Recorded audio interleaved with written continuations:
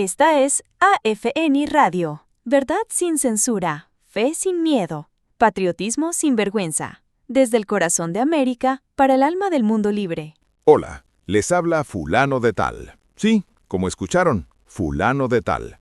Una persona más con una constante preocupación por lo que estamos atravesando día a día aquí en los Estados Unidos de América y no paren de contar sobre la catástrofe que está arrestando a la humanidad. ¿Catástrofe? Sí, catástrofe. Pues permítanme dar luz. Les quiero hablar sobre ideas, agendas y movimientos que si no son vigilados con rigor, pueden socavar la soberanía de los Estados Unidos, nuestras libertades y el legado que Dios y nuestros padres fundadores confiaron a nuestras generaciones. Primero, el globalismo. ¿Qué es el globalismo y por qué muchos lo ven como una amenaza? El globalismo es, en términos sencillos, la creencia de que los problemas más importantes del mundo, como la economía, el clima, la migración y la seguridad, deben gestionarse a través de instituciones internacionales, como la ONU, la OMS o grupos como el Foro Económico Mundial, antes que por las naciones soberanas y sus ciudadanos. Críticos conservadores sostienen que esto puede significar ceder decisiones importantes sobre comercio, fronteras, identidad cultural y regulación económica a élites globales no elegidas. Este enfoque hoy alimenta preocupaciones sobre una transformación de las reglas de gobierno, la ley y la democracia en algo más parecido a lo que llaman gobernanza supranacional, donde la voz de los ciudadanos comunes queda diluida frente a acuerdos internacionales. Cuando una nación empieza a priorizar agendas globales por encima de la voluntad de su pueblo, la identidad, la cultura y la responsabilidad ante los ciudadanos que la eligieron, esa nación camina hacia un terreno peligroso. Segundo, la Agenda 2030 de la ONU, ¿un plan de desarrollo o un intento de control? La Agenda 2030 es un documento con 17 objetivos y 169 metas adoptado por las Naciones Unidas en 2015 que pretende promover el desarrollo sostenible en el mundo, incluyendo reducir la pobreza, expandir la educación, combatir el cambio climático y promover la igualdad. En su formulación oficial, este plan suena noble y lleno de propósito, pero aquí está el punto. ¿Quién decide cómo se deben aplicar estas metas dentro de cada nación? Y más importante aún, ¿qué sucede cuando estas agendas chocan con las prioridades constitucionales de un país como Estados Unidos? Muchos estadounidenses, incluyendo el gobierno actual, han expresado su oposición a incorporar estos objetivos de forma obligatoria, señalando que podrían representar una forma de gobernanza suave que erosiona la soberanía nacional y obliga a aceptar normas internacionales no elegidas por el pueblo estadounidense. Hay temores legítimos de que, sin una vigilancia constante, acuerdos multilaterales puedan influir en decisiones económicas, migratorias y culturales que deberían quedar bajo control directo de los votantes y de sus representantes, no de burócratas globales.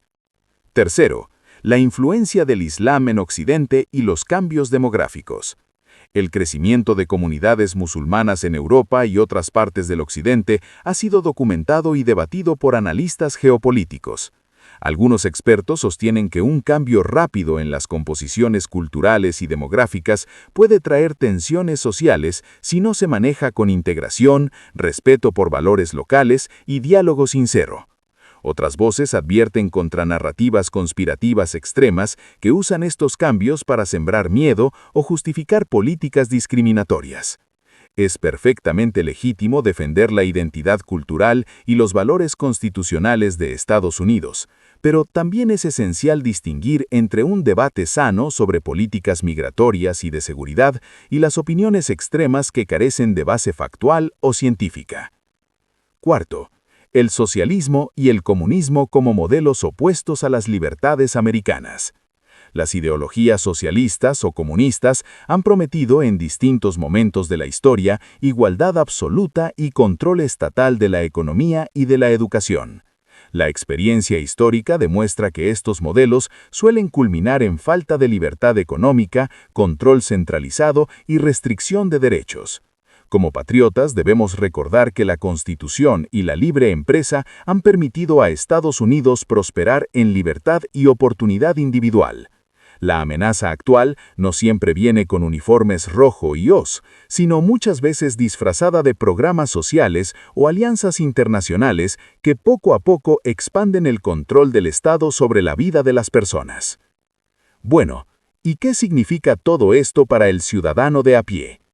Amigos, la libertad no se preserva sola. La libertad hay que defenderla con participación activa y con conocimiento.